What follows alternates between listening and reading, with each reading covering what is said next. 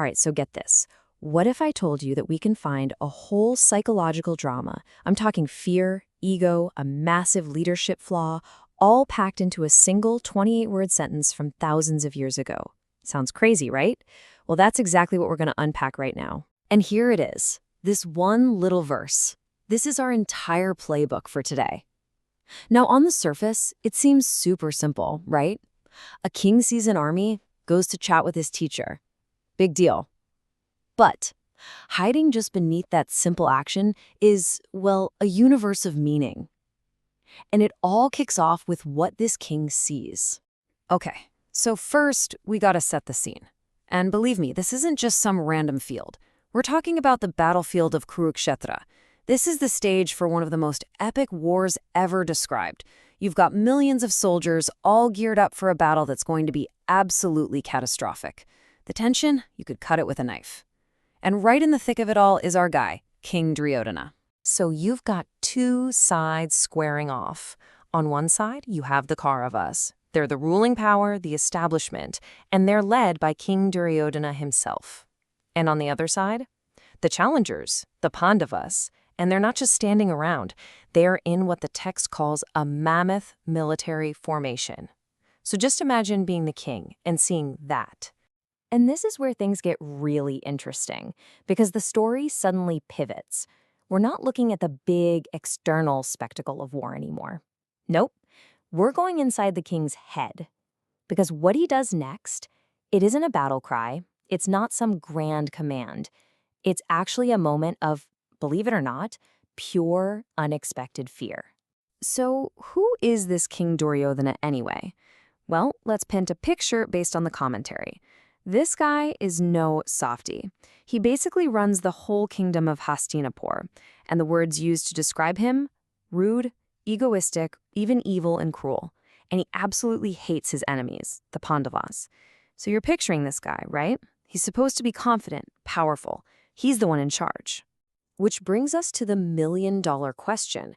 A guy with that much power, that much arrogance, that much pure hate-fueled confidence, what in the world could possibly unnerve a king like that? What could make him feel afraid right at the moment he should be at his strongest? And here's the answer. Reality just slaps him right in the face. He looks out at the enemy army, and he is, to put it simply, baffled, stunned.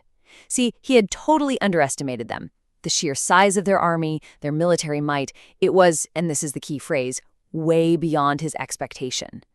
In that one single moment, all his confidence, which was built on a bad guess, just shatters. So, what do you do when you're an egomaniac king and your confidence has just been completely blown to bits? You don't rally the troops. Nope. You don't scream a challenge across the battlefield. You make a very calculated move. And it's not a move born from strength. It's born from pure desperation. Now, to really get what he does next, you have to understand one key concept, pretense. You know, it's basically an attempt to make something that isn't true seem true. He's about to put on a show, it's an act, and it's all designed to make his courage, which he doesn't have at this moment, look real. He has to mask what he's really feeling inside. You can actually break his whole psychological reaction down into 4 steps. It's like a chain reaction of fear. First, he observes the enemy, and he's shocked by their strength. Second, he feels it. He's baffled. He's unnerved. He's scared. Third, he acts. He goes over to his teacher, Dronacharya. But here's the kicker, the 4th step. He masks his fear with this pretense of respect.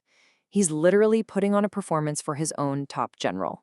And this is the real heart of it, right here in this quote from the commentary. Why did he go to his teacher? Was it for some brilliant strategy? For some words of wisdom? No. His actual purpose was to palliate his own nervousness. He was just trying to soothe his own fear. It's an act of self-preservation that he's disguising as an act of leadership. It's incredible. So, what does all this really tell us?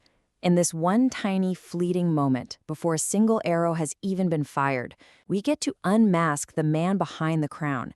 And what we see isn't a fearless commander ready for war. We see a nervous, insecure leader whose very first instinct is to deceive. And just think about the ripple effect of this. The very next 9 verses in the Bhagavad Gita are all spoken by Duryodhana. His entire opening monologue to his commander, the speech that's supposed to fire up his army, every single word of it is coming from this initial moment of internal panic and his desperate need to cover it up. So when you look back at that simple little 28-word sentence, you realize it's doing so much more than just describing something that happened.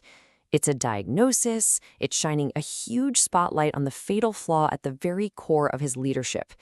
A leadership that's built not on real strength, but on a shaky foundation of insecurity and fear. And that leaves us with one final thought, right?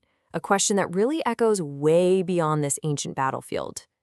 It's a question for any leader, really, at any point in history. When the very first move you make in a crisis is born from fear and you have to fake it, can victory ever truly follow?